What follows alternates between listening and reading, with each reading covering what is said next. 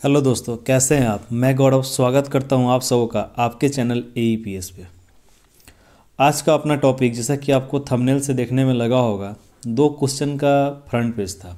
ठीक, हम लोग जब सीटेट का एग्ज़ाम देने एग्ज़ाम हॉल के अंदर जाते हैं तो आपको पता है जितने लोग फॉर्म फिलअप करते हैं उसमें 10% लोग हैं जो ये गलतियाँ करते हैं। अक्सर हम क्या करते हैं कि जल्दीबाजी और किसी चीज़ को प्राप्त करने के अंदर हम लोग इतना ना फोकस करते हैं कि छोटी छोटी बातों को ध्यान में रखना ही मिस कर जाते हैं, और वो छोटी गलतियाँ सीधा आपके रिजल्ट के ऊपर ही प्रॉब्लम ला देगी। आप में से मैक्सिमम लोग ऐसे हैं जो फर्स्ट टाइम सीटेट का पेपर दे रहे हैं और मेरे साथ जुड़े हुए हैं। ठीक, तो उन गलतियों को समझने की बहुत ज़्यादा आवश्यकता है, और ये कॉमन गलती है जो जल्दीबाजी में मैक्सिमम लोग कर बैठते हैं और उनका रिजल्ट नहीं हो पाता है।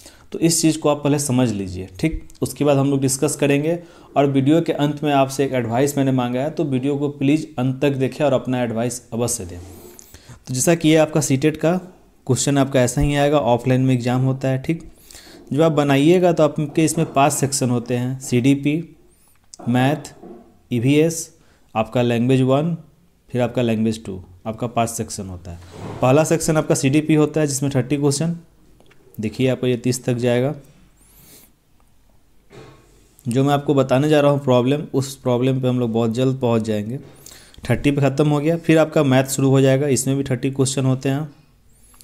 ये आपका 60 पे ख़त्म।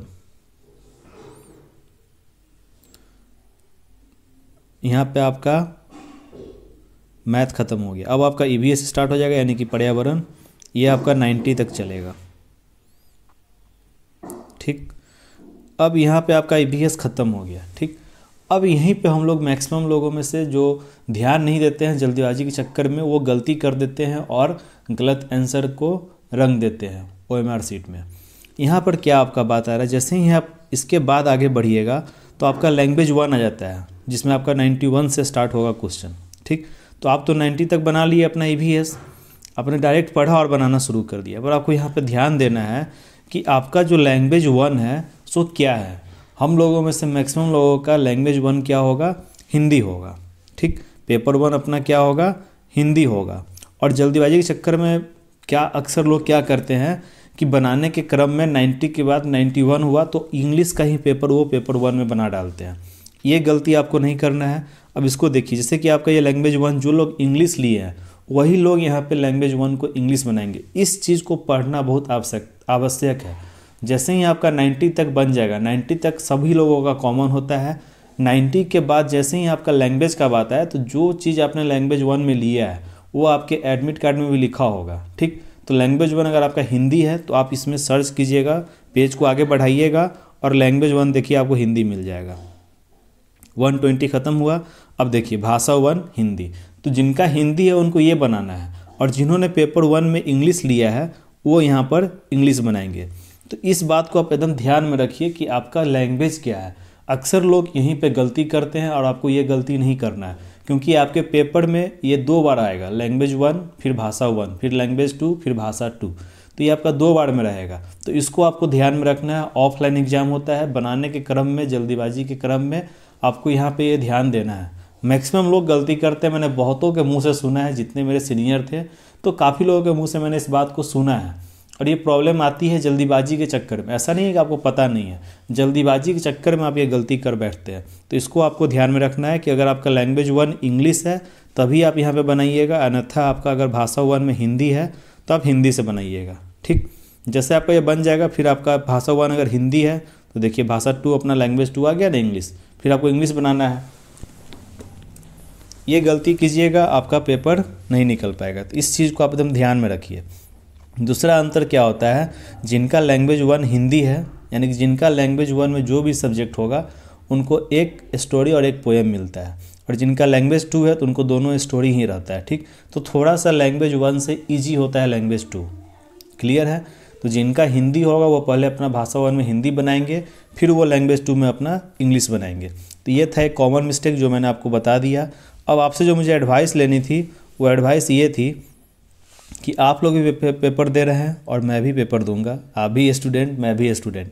तो मैं सोच रहा था कि क्यों ना हम लोग प्रीवियस ईयर यानी कि 2019 का दिसंबर हो गया, जुलाई हो गया, 18 का दिसंबर का हो गया, जुलाई का हो गया, तो इन सारे प्रीवियस ईयर के पेपर को ही हम लोग सॉल्व करें और उसको ध्यान रखें।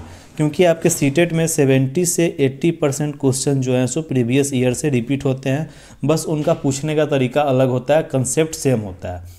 तो अगर आप प्रीवियस ईयर को भी अगर अच्छे से आप करते हैं तो आपका अच्छा मार्क्स आएगा। और इसके अलावा तो आप लोग जहाँ से पढ़ना चाह रहे हैं आप पढ़ ही रहे हैं। यूट्यूब पे ऑलरेडी बहुत सारे एक्सपीरियंस वाले लोग हैं जिनका पूरा प्लेलिस्ट बना हुआ है, हर एक सब्जेक्ट का बना हुआ है। आप वहाँ से देख कर आप पढ़ते रहिए, मेरे भरोसे मत बैठे रहिए, आप वहाँ से कंटिन्यू पढ़ाई करते रहिए। और जहाँ तक मेरी अपनी समझ बन पाई है सीटेट के ऊपर में, तो मैं आपके लिए इंपॉर्टेंट चीज़ सब लाता रहूँगा, पर रेगुलर मैं अपलोड नहीं कर पाऊँगा क्योंकि आप भी पढ़ रहे हैं और मैं भी पढ़ रहा हूँ, तो रेगुलर अपलोड मेरे साइड से नहीं हो पाएगा। तो मैं फिर भी इम्पोर्टेंट चीज़ लाऊंगा जो आपके एग्ज़ाम में हेल्पफुल होगा। ठीक, ऐसे ही नहीं, बस जो हेल्पफुल होगा वो मैं आपके लिए लाता रहूँगा।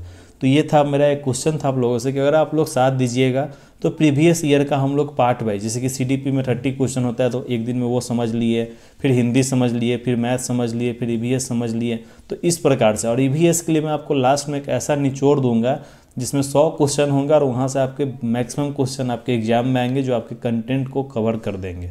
क्लियर है? चलिए, अगर वीडियो सही लगा हो तो अपना एडवाइस अवश्य दें ताकि मैं उस पर काम करूं और आपको अपडेट दे सकूं, आपका और मेरा दोनों का लाभ भी हो सके। ठीक, चलिए, वीडियो अगर सही लगा हो तो लाइक करें, शेयर करें, सब्सक्राइब करें और अपने इस चैनल के साथ अवश्य बने रहें। धन्यवाद।